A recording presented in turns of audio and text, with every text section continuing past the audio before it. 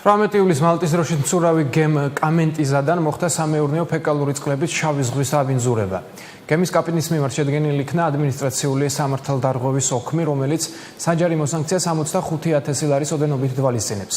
რამდენად ხშირია შავი ზღვის დაბინძურების ფაქტები და რა ზიანი ადგება გარემოს.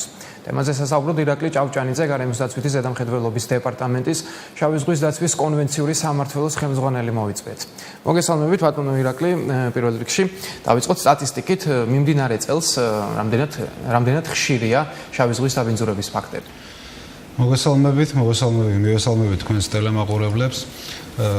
წლევანდელ წელს დაფიქსირებული იყო 6 დაბინძურების ფაქტი შავი ზღვის. სტატისტიკურად ეს საშუალო მაჩვენებელია, როგორც წესი წელიწადში 12-დან 18-19 ფაქტამდე ვლინდება. ბოლო 5 წლის განმავლობაში ყოველ შემთხვევაში მანამდე ეს უფრო ხშირი შემთხვევები იყო, მაგრამ პრევენციული ღონისძიებების ჩატარების შედეგად მიღწეულია იმაზე, რომ ამ ბოლო ხანებში დაღვრვის ფაქტი ან დაბინძურების ფაქტი მხოლოდ იმ შემთხვევაში ხდება, როდესაც გემზე რაღაც ტექნიკური გაუმართავობა სწორედ იმ მომენტში ხდება, როდესაც ეს გემები უკვე საქართველოს ტერიტორიაზე იმყოფება.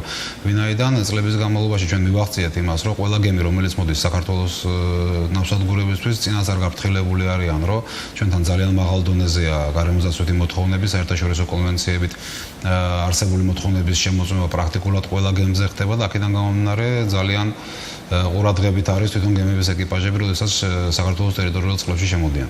ბატონო, მე ხელს მაქვს 2017 წლის ასევე სტატისტიკა, სადაც წერია რომ 31 ოქმი შედგა და აქედან 17 ოქმი არის 86 მუხლით, ხოლო 8 ოქმი უმეტესად რაც არის, რომ 19 მუხლით. ეს ორი მუხლი რას გულისხმობს ბატონო ირაკლი, რომ აღიხსნათ?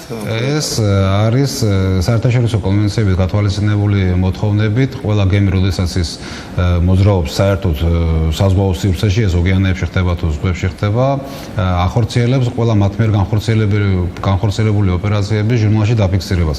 ეს შეეხება ნავთობის ოპერაციებს, ანუ თვითონ გემზე, როდესაც ვთქვათ, ერთი აუზიდან მეორე აუზში ხდება რაღაც ნავთობშემცველი წყლების გადატვირთვა, ან ბათუმის და საქართველოს პორტებში არ ხდება ასე, მაგრამ ბევრი სხვა ქვეყნის პორტებში ჩაბარება ხდება ნავთობშემცველი წყლების, ვინაიდან გემზე არის, რა თქმა უნდა, ძალიან დიდი მოცულობის აუზები, რომელშიც ინახავენ, მაგრამ ეს უსასრულო რაოდენობა არ არის და აქედან გამომდინარე წელიწადში ერთხელ, 2 წელიწადში ერთხელ გააჩნია გემს რა სისტემით მუშაობს, ხდება ნაპირზე ჩაბარება. ამის შესაბამისი ჩანაწერების აღრიცხვაც ხდება და ყველა გემზე ასვლის დროს ჩვენი ინსპექტორები ამოწმებენ, რომ ეს ჩანაწერები ხდებოდეს დროულად, ხდებოდეს სწორად და შესაბამისად კონდეთ დამადასტურებელი დოკუმენტაციაც, რომ სწორედ ეს რაოდენობა იქნა გემიდან გადმოტვირთული ან გადატვირთული ერთი აუზიდან მეორე აუზში და შესაბამისად დაზომვები ხდება, რომ აუზებში შეესაბამებოდეს რაოდენობა, დარჩენილი რაოდენობა ჟურნალში დაფიქსირებული რაოდენობას, რათა ეს ნივთიერებები არ მოხდეს ზღვაში და არ მოხდეს ამის დაბინძურება. მარცხენის საზღლებაზე მინდა გითხოთ ბატონო ირაკლი, ჩვენ ხშირად გქონია ესეთი თემები, როცა ცირეოდენობით, მაგრამ აიც ჩაედინება ზღვაში, აიც ნავთობი. ეს რამდენად ახდენს ზეგავლენას ზღვაზე და ზიანს აყენებს თუ არა? კი, ნამდვილად იყო, ახლა ხმელეთის საკითხები ჩემი კომპეტენცია არ არის, მაგრამ გამომდინარე იქიდან, რომ რაღაც შემთხვევებში მარცხენის მდინარეზე გამოყოლებული ნავთობპროდუქტი ზღვაში შედის, რა თქმა უნდა, საერთოდ ვერანაირ გავლენას ვერ ახდენსო, ამის თქმა არ შეიძლება, მაგრამ მეცნიერების თქმით, ახლა მე უფრო ადმინისტრაციული ორგანოს თანამშრომელი ვარ, მაგრამ მოსმენილი მაქვს მათი აზრი, რომ ის რაოდენობა, რომელიც მარცხენის მდინარით ჩადის, ვერ მიაყენებს ეკოლოგიურ ზემოქმედებას ზღვას. უშნოდ რო ვთქვათ, ერთ-ორჯერ იყო შემთხვევა, როდესაც 120 კილოგრამამდე ნავთობპროდუქტი ჩაედინა, ასეთ შემთხვევაში ეს დიდი დაღვრები რო იყო. ძირითადად მარცხენის მდინარის გადაკეტვას ასწრებს ხოლმე, როგორც წესი. ზოგ შემთხვევაში ტერმინალი თუ მათი მხრიდან ხდებოდა ეს დარღვევები, ამ ბოლო ხანებში ამას ადგილი არ აქვს და მილსადენები არის, ძველი დარჩენილი მილსადენები არის, ისტორიული დაბინძურების წყაროები არის, რომლებიდანაც ხანდახან ხდება მარცხენის მდინარეში ჩადინება და ძალიან ოპერატიულად ხდება ამ შემთხვევაში მდინარის გადაკეტვა. თუმცა მცირე რაოდენობის, რა თქმა უნდა, ჩაედინება. ზღვას რომ ასე ვთქვათ, ეკოლოგიური ზეგავლენა მოახდინოს, ეგ ტონებზე უნდა იყოს ლაპარაკი რა. გრამები და კილოგრამები ამაზე ვერ შეცვლება. მაშინ ისევ გემებს, ეხლა რაც გქონდათ 18 იulis ფეკალური მასების ჩაღვრა, უფრო ხშირად რა ფიქსირდება ბატონო ირაკლი? ფეკალური მასები, ნავთობის ჩაღვრა თუ უფრო ხშირად ხდება ფეკალური მასების, იმიტომ რომ ნავთობშემცველი წყლების და დაზიანების შემთხვევაში, როდესაც გემზე ხდება დაზიანება, რის შემდეგაც უნდა მოხდეს, თქვათ, ასე თქვათ, ზღვაში ნავთობშემცველი წყლები, გემს აქვს ძალიან ბევრი გადასვლის მექანიზმი, რომ თუ რა თქმა უნდა დიდი რაოდენობის ნავთობი არ გადმოიღვარა, ეს მცირე რაოდენობის ნავთობი გემის ბორტიდან გარეთ ვერ გადმოდის. თუ მაგალითად დაზიანდა მილი, რომელშიც იყო ნავთობშემცველი წყლები და ეს მილიდან პირდაპირ ზღვაში ჩასხმა მოხდა, ამ შემთხვევაში ვერ დაიზღვევს გემი თავს, მაგრამ ძირითად შემთხვევაში აქვს მას ეს მექანიზმები, რომ დაიზღვევს. თუმცა ამის დარღვევის შედეგადაც ხდება ხოლმე, მაგრამ თუ სტატისტიკას შეხედავთ, სადღაც 10%-ია ნავთობშემცველი წყლებით დაბინძურება. რაც შეეხება ფეკალური წყლებით დაბინძურებას, ფეკალური წყლების ავზებს აქვს პირდაპირ გასავალი ზღვაში. ანუ არის შემთხვევები, როდესაც გემი მაგალითად იმყოფება მეორე სანიტარო ზონაში, ანუ ნებისმიერი ქვეყნის 12 მილიან ზონის გარეთ, მას აქვს კანონმდებლობის შესაბამისად გაწმენდილი მასების ზღვაში ჩაღვრის უფლება. ბევრი სტანდარტია დასაცმელი, მაგრამ აქვს უფლება. აქედან გამომდინარე, მილი აქვს. ნავთობშემცველი წყლების ასეთი ზღვაში ჩაღვრა შეუძლებელი, აქედან გამომდინარე, პირდაპირი გასასვლელი ზღვაზე არ აქვს. და ხანდახან ხდება, რომ ამ ფეკალური მასების გამავალი მილების დამკეტი ონკანები დაზიანებულია, ან ვადაგასულია, ან დროზე არ მოხდა ამის შეცვლა და დიდი რაოდენობის დაღვრა რა თქმა უნდა არ ხდება ამ შემთხვევაში, მაგრამ მცირე რაოდენობით ამ შემთხვევაში გაიჟონება.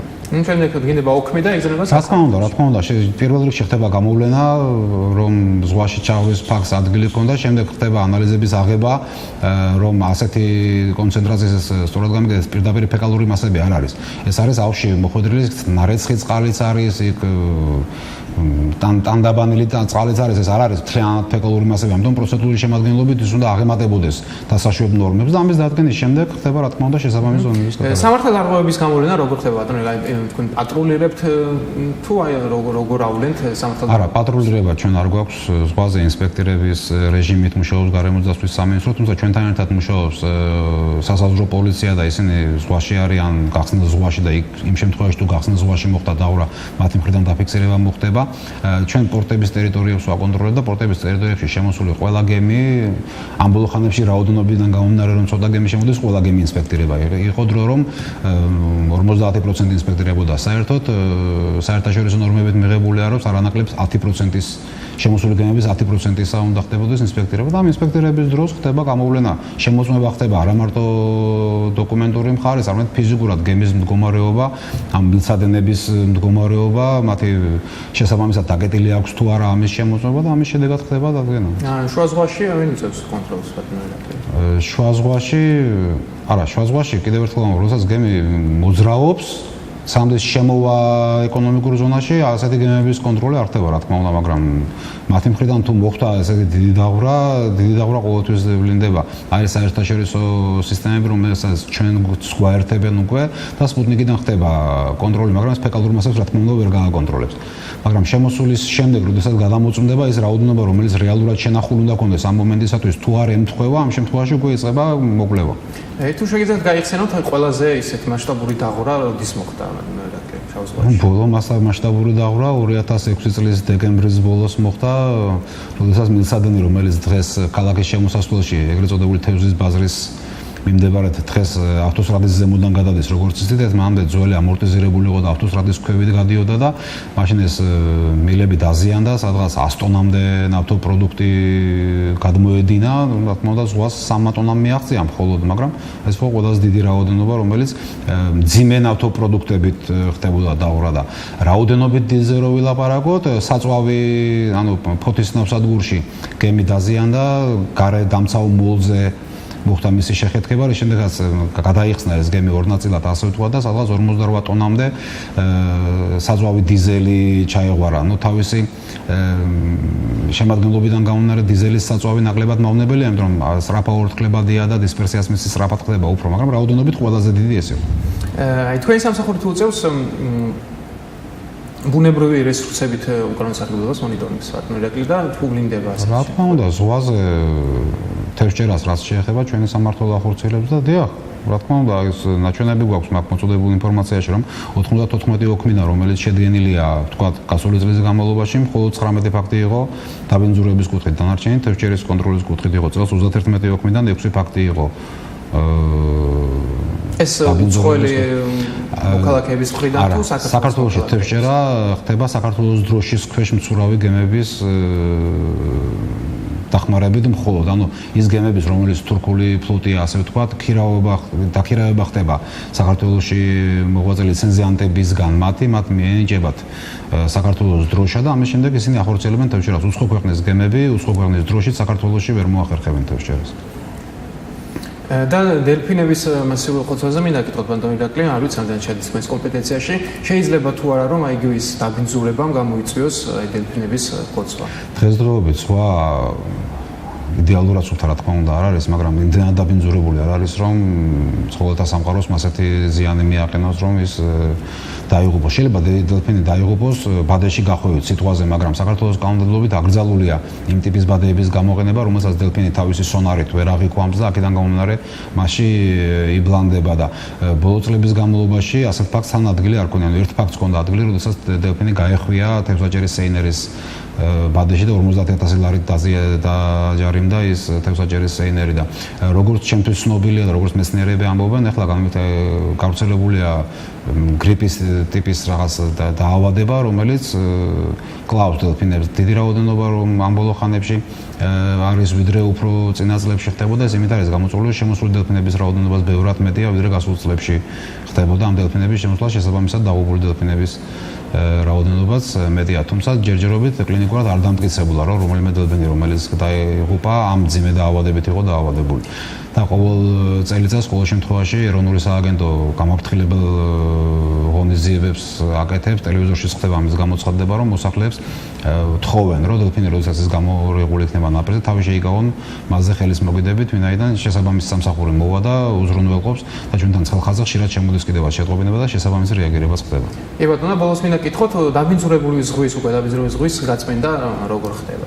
თუ ნავთობპროდუქტის რაოდენობა, ზერად ბევრ შემთხვევებში ეს 100-200 გრამზეა ლაპარაკი დაღვრაზე, რა თქმა უნდა, ამ შემთხვევაში ამის სალიკვიდაციო სამუშაოების ჩატარებას აზრიც არ აქვს, იმიტომ რომ ეს არის ძალიან თხელი აპკი, რომელიც ზღვის ზედაპირს მოვიდება და შემდეგ მისი დისპერსია ხდება, ეს არანაირი პრობლემას არ წარმოადგენს და როდესაც ადგილი ჰქონდა დიდი რაოდენობის დაღვრას, რომლის სალიკვიდაციო სამუშაოებს აზრი ჰქონდა, შესაბამისად ნავსადგურებს ყავთ მწურავი საშუალებები, ნავსადგურებს ასევე ხელშეკრულებით დაქირავებული ყავთ ფირმები, რომლებიც ასეთ შემთხვევაში უზრუნველყოფენ სპეციალური სკიმერებია მოწყობილობა, რომელთაც ხდება ამ ნავთობპროდუქტების ზღვიდან ამოღება.